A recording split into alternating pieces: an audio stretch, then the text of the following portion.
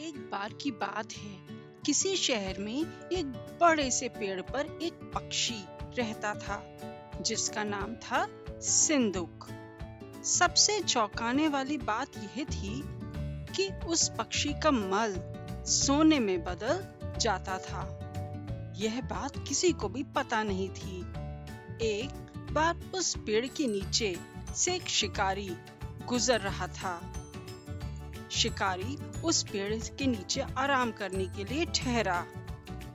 वो आराम कर ही रहा था कि इतने में सिंदूक पक्षी ने उसके सामने मल त्याग कर दिया। जैसे ही पक्षी का मल जमीन पर पड़ा, वो सोने में बदल गया। यह देखते ही शिकारी बहुत खुश हुआ और उसने उस पक्षी को पकड़ने के लिए जाल बिछाया। सिंदूक जाल में फंस गया और शिकारी उसे अपने घर ले आया। पिंजरे में बंद सिंदूक को देख शिकारी को चिंता सताने लगी कि अगर राजा को इस बारे में पता चला तो वो न सिर्फ सिंदूक को दरबार में पेश करने को कहेंगे बल्कि मुझे भी सजा देंगे। यह सोचकर डर के मारे शिकारी ने खुद ही सिंदूक को राज दरबार में पेश कर राजा को सारी बात बताई। राजा ने आदेश दिया कि सिंदूक को सावधानी से रखा जाए और उसे अच्छे से खाना खिलाया जाए।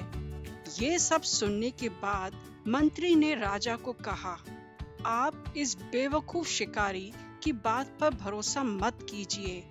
कभी ऐसा होता है क्या कि कोई पक्षी सोने का मल त्याग करे? इसलिए अच्छा होगा कि उसे आजाद करने का आदेश दें। मंत्री की बात सुनकर राजा ने चिड़िया को आजाद करने का आदेश दिया।